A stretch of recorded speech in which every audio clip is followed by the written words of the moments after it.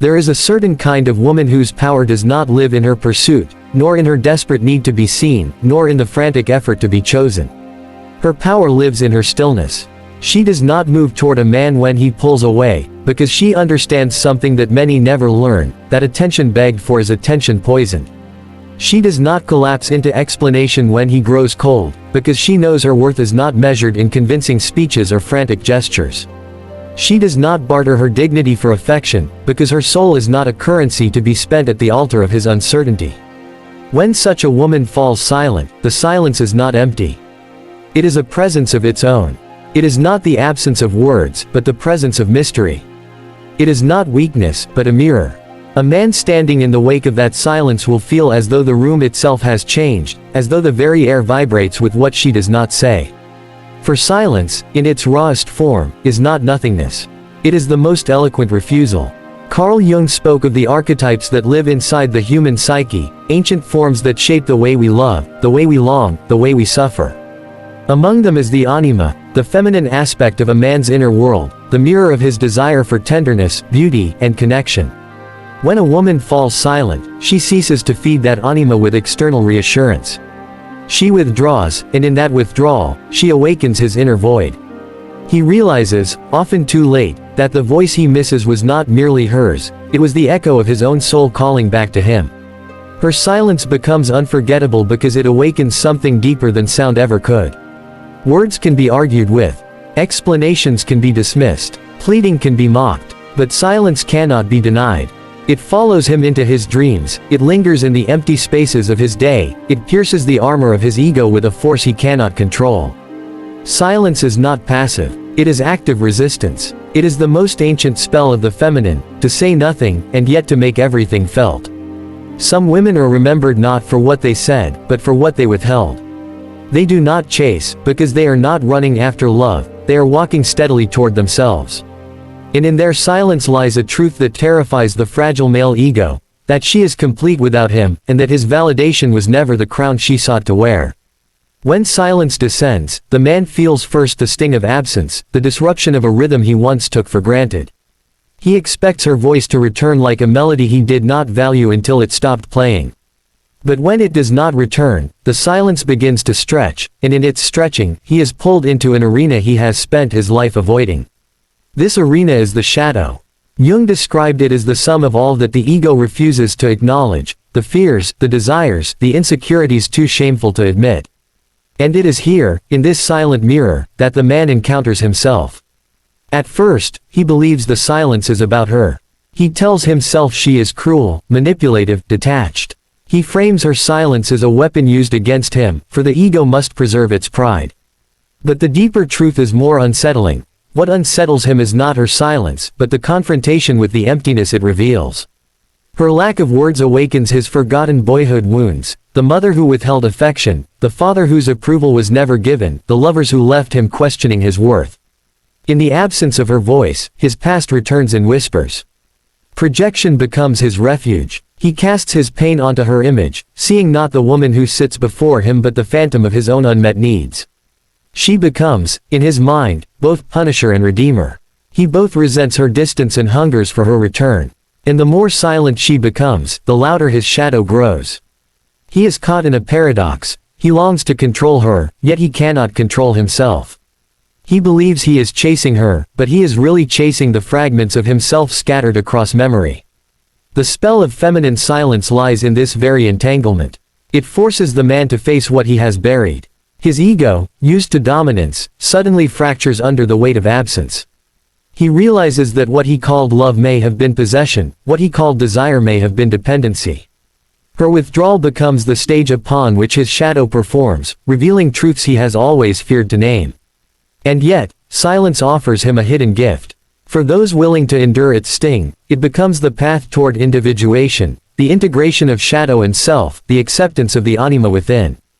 The man who does not run from silence but listens to it may come to discover that her stillness is not a curse, but an invitation to reclaim his own soul.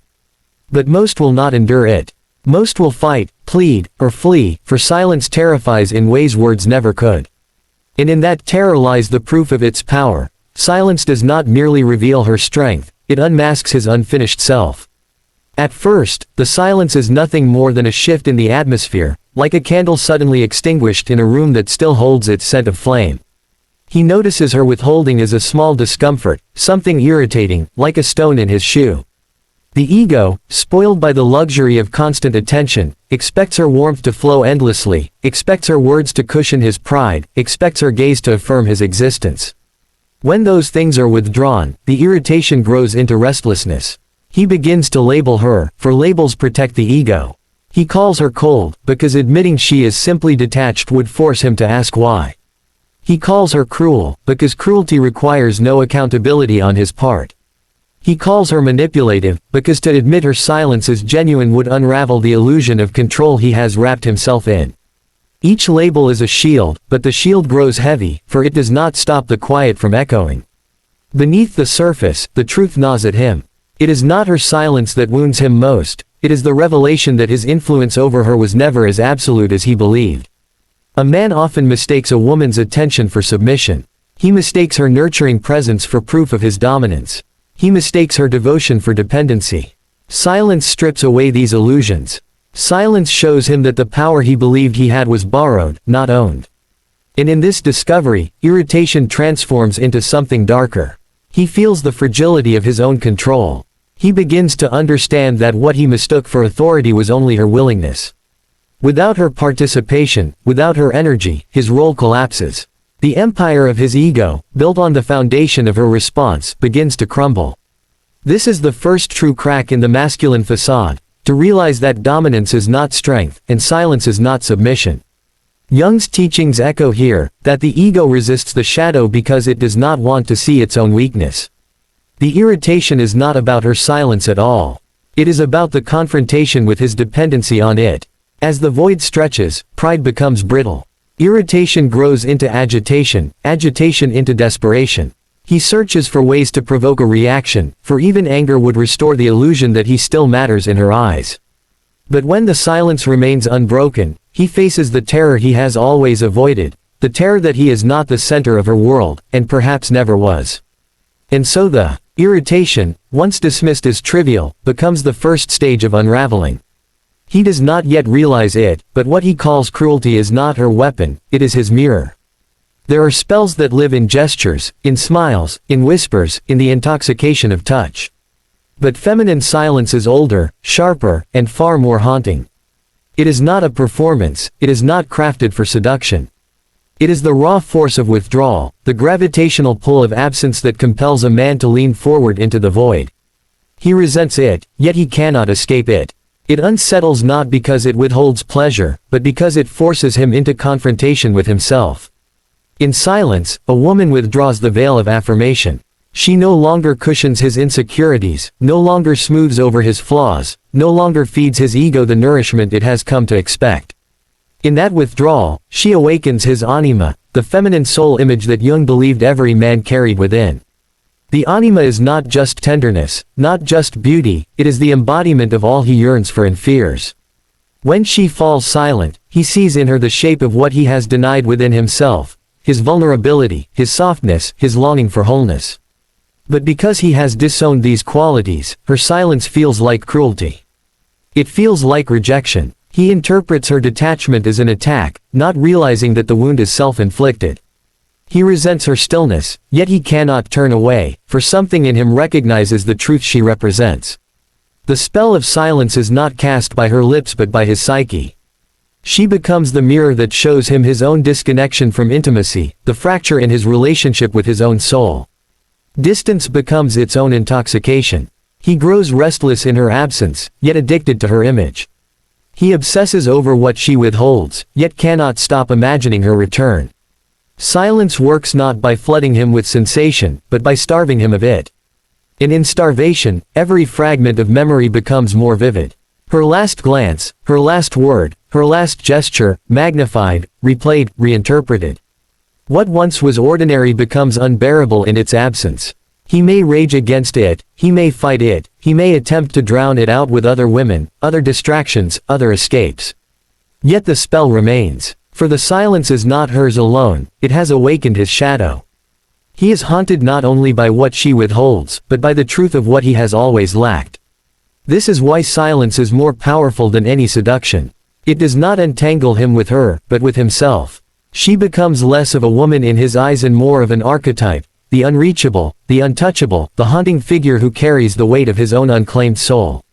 He resents her, desires her, fears her, longs for her, all at once. And though the silence was never meant as a spell, it binds him more deeply than any words could. For silence is not emptiness. It is presence distilled into its purest form. And presence, withheld, becomes unforgettable. Silence shifts from irritation into obsession. The mind gnaws at the unanswered questions. Why doesn't she react? Why doesn't she need me? Why doesn't she break the quiet? The very stillness he once overlooked becomes unbearable, because it reflects something he cannot control, her independence, her refusal to orbit his desires. For the first time, he feels the weight of his own emptiness, magnified by her restraint. At first, silence is a discomfort, a small fracture in the rhythm of what once seemed secure. But silence, when prolonged, begins to mutate. What was once irritation becomes fixation. He cannot stop circling around it, the way a moth circles the flame it cannot touch. The unanswered questions begin to swarm his mind. They do not arrive as reasoned thoughts, but as whispers that gnaw at him in moments when he least expects them. Why is she not reacting? Why does she not need me? Why has she chosen quiet over me? Her silence becomes a riddle, and the riddle becomes a wound. He feels the urge to solve it, to force it open, to provoke her into speaking. Anything would be easier than this hollow stillness. Even her anger would reassure him, because anger would prove that he still lives inside her emotional orbit. But when no anger comes, when no reaction arrives, he is left alone with the most unbearable sensation of all, irrelevance. Jung might say here that the silence projects the man inward toward his own emptiness. The woman's independence, revealed so starkly by her quiet withdrawal, confronts him with a truth he has avoided his entire life. That love is not ownership, that devotion is not permanence, that no one is required to orbit his ego. Her silence strips away the illusion of his centrality. For the first time, he is forced to see that her world does not collapse without him, but continues, unshaken, beyond the reach of his grasp. This realization terrifies him. It strikes at the deepest fear buried in the masculine ego, the fear of being unnecessary. Her restraint, her refusal to break the silence, exposes that terror without mercy. He begins to replay every memory, every word, every look, searching for evidence that he mattered more than he fears. But the silence offers him no answers. It only deepens the echo of his doubt. Obsession grows in this void. He imagines her thoughts, her secret intentions, her hidden reasons. He convinces himself there must be someone else, some unseen rival who now receives the energy once directed at him. He invents explanations, even if they wound him, because the alternative, that she is simply self-contained, sovereign, untouched by his withdrawal, is too painful to accept. The more he obsesses, the more power her silence gains, until it becomes larger than her presence ever was. And yet, what he perceives as punishment is not punishment at all. It is revelation. Her silence does not signify cruelty, nor indifference. It signifies her wholeness. She is not reaching, not chasing, not collapsing into need. She is standing still, and in that stillness, she reveals what he cannot bear to see, that his emptiness is his own, and no woman's voice will ever fill it. Silence, then, is not absence. It is a mirror, and in that mirror, he sees not her coldness but his dependence. Not her distance, but his longing. Not her cruelty, but his hunger. The obsession he feels is not with her silence, but with the void inside himself that her silence makes visible.